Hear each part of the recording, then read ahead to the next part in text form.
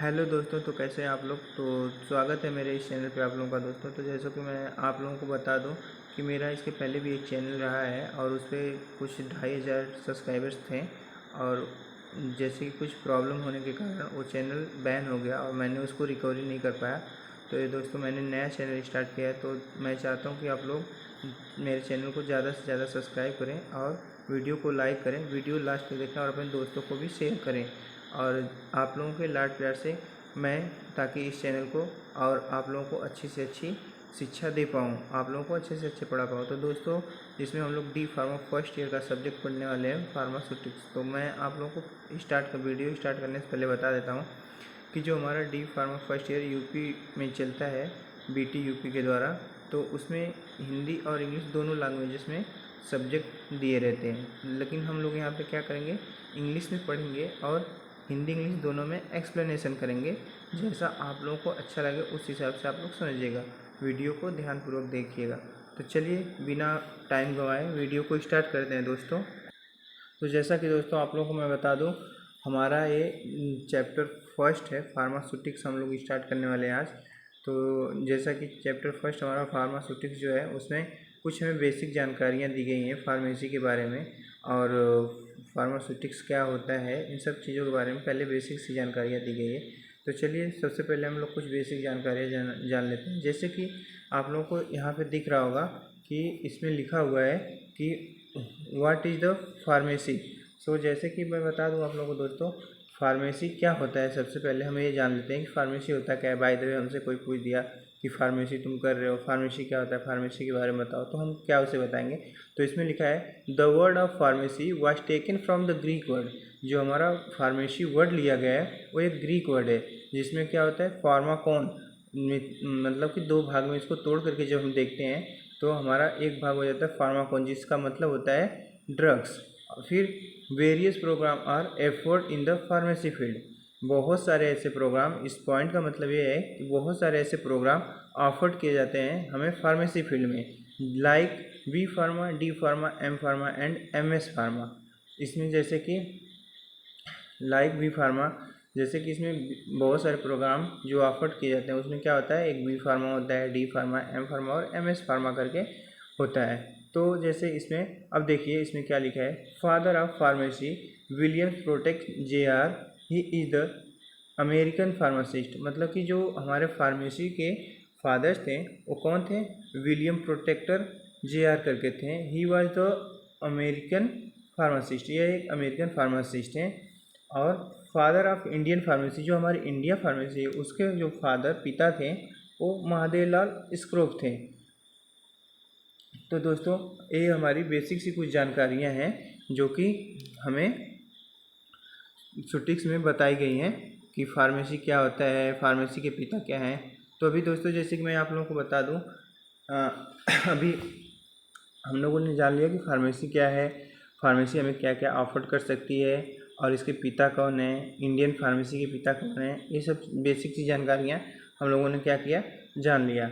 अभी फ़िलहाल इसके बाद हम लोग अब चलेंगे, अपना चैप्टर स्टार्ट करेंगे और पढ़ेंगे कि फार्मेसी, अरे फार्मास्यूटिक्स में पहला चैप्टर क्या है। चलिए तो वीडियो को आगे बढ़ाते हैं।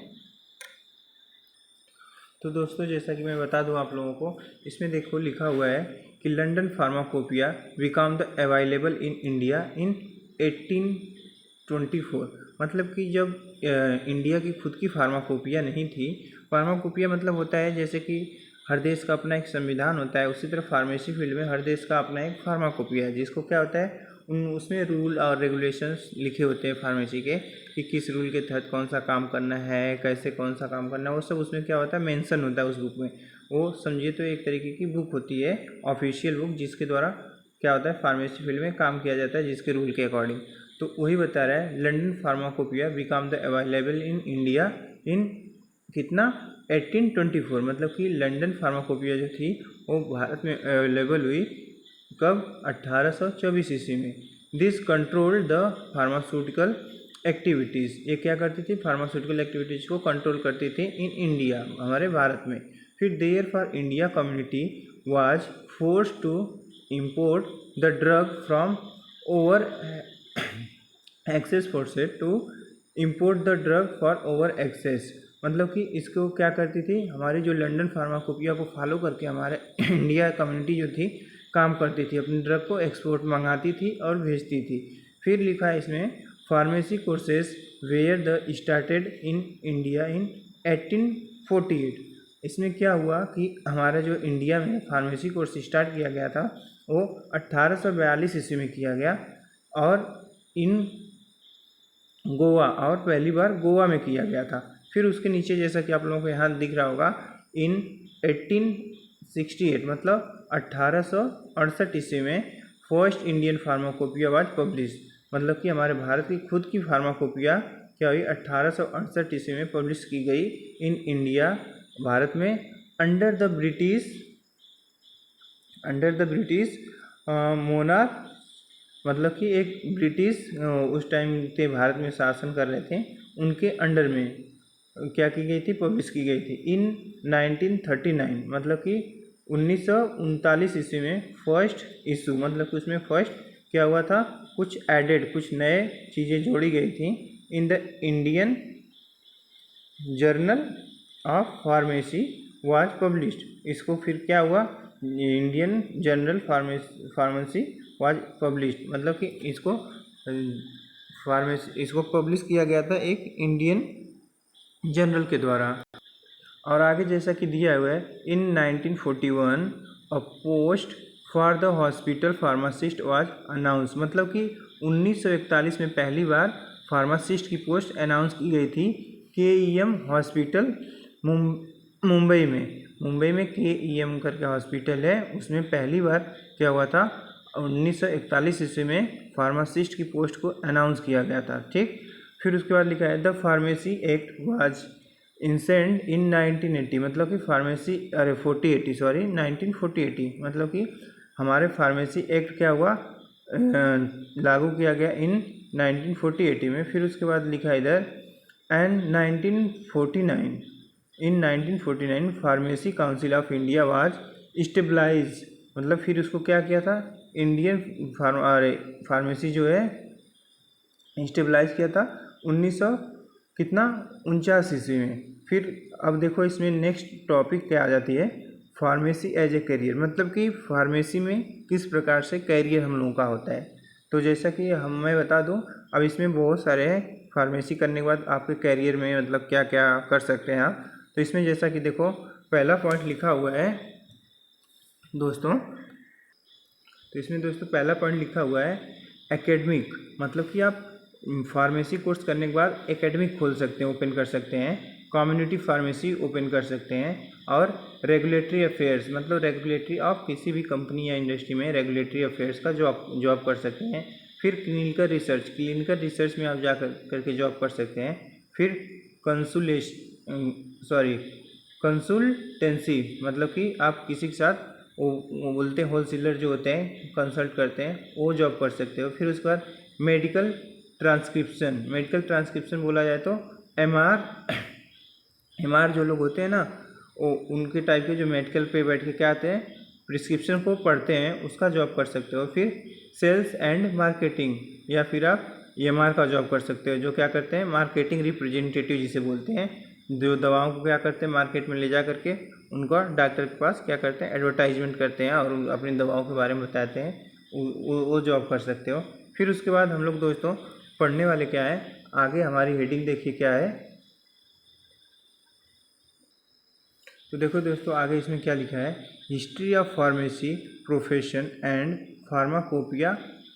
तो इसमें देखो जैसे कि हम क्या पढ़ने वाले हैं, हिस्ट्री क्या है हमारे फार्मेसी की, और ये प्रोफेशन क्या है फार्माकोपिया। तो इसमें पहली हेडिंग हम लोग पढ़ने वाले हैं फार्माकोपिया। तो फार्माकोपिया के बारे में हम लोग पहले जान लेते हैं कि फार्माकोपिया क्या होता है।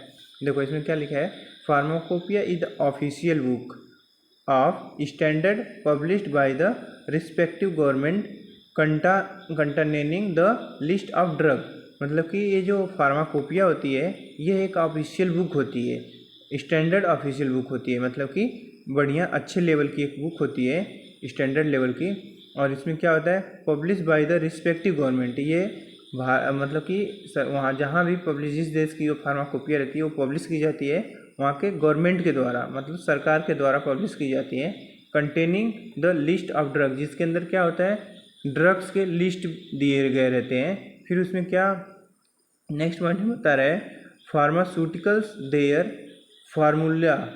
फार्मूलरीज identification and standardization dose uses etcetera. मतलब कि ये सब सारी चीज़ें जो आप लोगों ने देखा, फार्मास्यूटिकल देयर फार्मूलरी, जैसे कि फार्मूलेशन करने का किसी भी दवा को, फिर आइडेंटिफिकेशन किसी भी ड्रग्स को पहचानने का, फिर स्टैंडर्डाइजेशन उसकी क्वालिटी को चेक करने का, कितना स्टैंडर्ड है ड्रग हमारा, डोज कितना देना है, यूज कैसे करना है, ये सब सारी चीज़ें क्या हमारे किसमें फार्माकोपिया में मेंशन होती हैं, दी गई रहती हैं।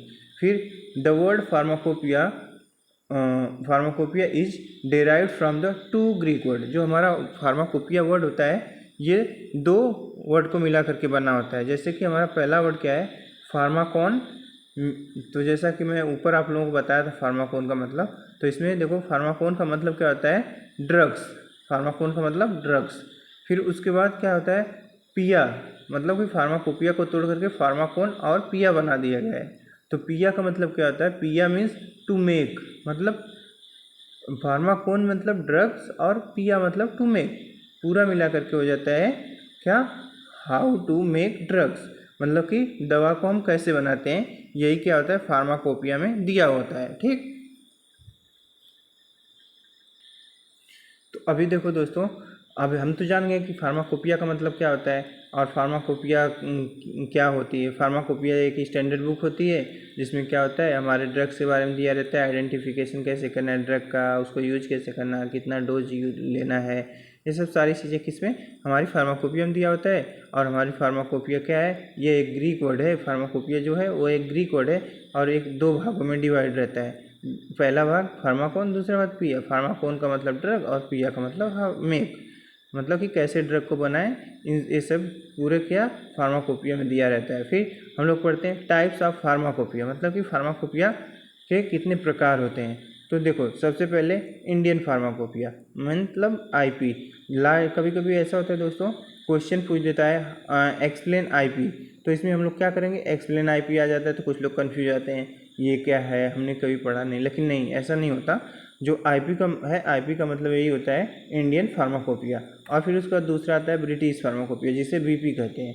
और फिर हमारा तीसरा आता है यूनाइटेड स्टेट फार्माकोपिया, जिसको यूएसपी कहते हैं। दवाओं पे आप लोगों ने कभी देखा होगा ध्यान से, तो आईपी या बीपी या यूएसपी करके बॉटल पे जो सिरप विरप होते हैं वगैरह लिखे रहते हैं उस पर। ठीक, तो यूनाइटेड स्टेट फार्माकोपिया। और चौथा आता है मार्टिनडेल, और या फिर उसको एक्स्ट्रा फार्माकोपिया के नाम से भी जाना जाता है। तो अब हम क्या करेंगे, इन सब चीज़ों को एक एक करके एक्सप्लेन करेंगे कि मतलब कि कौन सी फार्माकोपिया का क्या मतलब है। ठीक, तो चलो दोस्तों देखते हैं। जैसे देखो इसमें क्या, फर्स्ट हम लोग पढ़ते हैं इंडियन फार्माकोपिया क्या होती है। तो इंडियन फार्माकोपिया पढ़ते हैं। Indian pharmacopoeia is the formally accepted documented that contain overall quality and all the details of drug। मतलब कि जो हमारी इंडियन फार्माकोपिया होती है एक्सेप्ट करती है, मतलब कि डॉक्यूमेंटेशन या फिर डॉक्यूमेंटेड, मतलब जो डॉक्यूमेंट होते हैं ड्रग्स के, उन सब चीज़ों को एक्सेप्ट करती है। और फिर उसके बाद कंटामिनेंट ओवरऑल क्वालिटी, और पूरे जो क्वालिटी होती है ड्रग की उसको, and all over the details, और उसके अलावा भी जो जानकारियाँ जितनी होती हैं उन ड्रग से, उन सब चीज़ों को क्या करता है, एक्सेप्ट करता है। और प्रोडक्ट मार्केटेड इन इंडिया, और जो हमारे इंडिया में बने हुए प्रोडक्ट चलते रहते हैं उन सब चीज़ों के बारे में क्या हमारे इंडियन फार्माकोपिया में मेंशन किया जाता है या दिया हुआ रहता है। ठीक, फिर उसके बाद लिखा है इट इज़ पब्लिश, सॉरी ये जो हमारा है इट है, इसको हम IT कर देते हैं। ठीक, it is published by Indian pharmacopoeia commission. जैसे कि इसको कौन, इंडियन फार्माकोपिया को कौन पब्लिश किया था, इंडियन फार्माकोपिया के इंडियन फार्माकोपिया कमीशन ने पब्लिश किया था, जिसको हम IPC इंडियन फार्माकोपिया और कमीशन बोलते हैं। ठीक, फिर उसके बाद हमारा आ जाता है next, during checking the quality of drug. मतलब कि जब हम किसी ड्रग की क्वालिटी को चेक करते हैं उस टाइम क्या होता है, और at the time of any dispute in the counter any dispute in the court. और फिर क्या होता है उसके अलावा वो टाइम जिस टाइम क्या करते हैं हम ड्रग को कोर्ट में पेश करते हैं, मतलब कि मार्केट में लाने के लिए हमें क्या सबसे पहले इजाज़त लेना पड़ता है। तो हम ड्यूरिंग द क्वालिटी, जब क्वालिटी चेक करते हैं किसी भी ड्रग का, उस टाइम क्या होता है जो टाइम होती है डिस्प्यूट द कोर्ट में जब हम इसको ले जाते हैं अप्रूवल लेने के लिए, उस टाइम को क्या होता है मेंशन बताया गया रहता है इंडियन फार्माकोपिया में। ठीक, फिर उसके नीचे नेक्स्ट लाइन क्या आ जाती है हमारी, नेक्स्ट लाइन देखो इसमें क्या लिखा है, standard mention in IPR consist, IPR देखो इसमें क्या लिखा है, स्टैंडर्ड मेंशन इन IP, मतलब कि इसमें क्या होता है IP इंडियन फार्माकोपिया में ये सब चीज़ें क्या मेंशन की रहती हैं, आर कंसिडर्ड एक्सेप्टेबल, जिसके हिसाब से क्या करते हैं हम लोग एक्सेप्ट कर लेते हैं। जब हम कोई भी दवा अगर बनाते हैं अपने इंडियन फार्माकोपिया का यूज करके, तो ये दवा हमारे क्या होती है आसानी से अप्रूवल हो जाती है। ठीक, एक्सेप्ट कर लेती है हमारी जो इंडियन फार्माकोपिया कमीशन होती है। ठीक, फिर उसके बाद देखो क्या लिखा है next line, Indian pharmacopoeia headquarter Ghaziabad in UP, मतलब कि जो इंडियन फार्माकोपिया हमारा है उसका क्या हेडक्वार्टर कहाँ पे है, यूपी में कहाँ पे, गाजियाबाद के अंदर है। ठीक, और फिर उसके बाद हम लोग अब नेक्स्ट पढ़ेंगे दोस्तों ब्रिटिश फार्माकोपिया। ठीक, तो ब्रिटिश फार्माकोपिया क्या है सबसे पहले हमें जान जाते हैं अब थोड़ा। तो देखो ब्रिटिश फार्माकोपिया क्या है, इसमें लिखा हुआ है ब्रिटिश फार्माकोपिया। ठीक, it is the publish annually and content standard required for the maintaining of quality of the medical substance, मतलब क्या जो हमारी ब्रिटिश फार्माकोपिया इसको पब्लिश की जाती है एनुअली, मतलब ईयर में पब्लिश की गई थी। इन content standard required for the maintaining, मतलब इसमें किसी भी ड्रग के क्वालिटी को ऑफ मेडिकल सब्सटेंस जो होते हैं उन सब चीज़ों को क्या मेंशन किया गया रहता है, या फिर रिक्वायर्ड चीज़ों को मेंशन किया गया रहता है ऑफ द यूनाइटेड किंगडम के द्वारा। ठीक, फिर उसके बाद लिखा है फर्स्ट एडिशन वाज पब्लिश 1868, मतलब कि इसका जो पहला एडिशन पब्लिश किया गया था कब 1864 ईस्वी में पब्लिश किया गया था।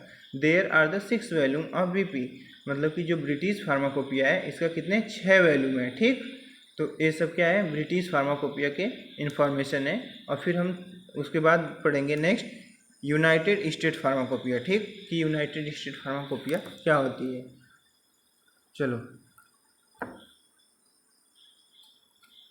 देख लेते हैं। देखो यूनाइटेड स्टेट फार्माकोपिया क्या होता है, it is a publish annually by the United state pharmacopoeia convention, मतलब कि जो यूनाइटेड स्टेट फार्माकोपिया होती है इसको कौन पब्लिश करता है, ये एनुअली पब्लिश की जाती है अभी यूनाइटेड स्टेट फार्माकोपिया कन्वेंशन के द्वारा। ठीक, उसमें it is published in combined volume with the क्या national formulary as per the USP, मतलब कि यूनाइटेड स्टेट फार्माकोपिया। ठीक, ये क्या है इट इज़ अ पब्लिश, और इसको पब्लिश किया जाता है कंबाइंड वॉल्यूम में। ठीक, मतलब कि एक से ज़्यादा वॉल्यूम में एक साथ पब्लिश किया जाता है विथ नेशनल फार्मूलरी के द्वारा, जो कि यूनाइटेड स्टेट फार्माकोपिया में रहता है। ठीक दोस्तों, तो अभी हम क्या करते हैं कि इतना पढ़ लिए और आगे थोड़ा देख लेते हैं कि आगे क्या क्या है थोड़ा सा, फिर उसके बाद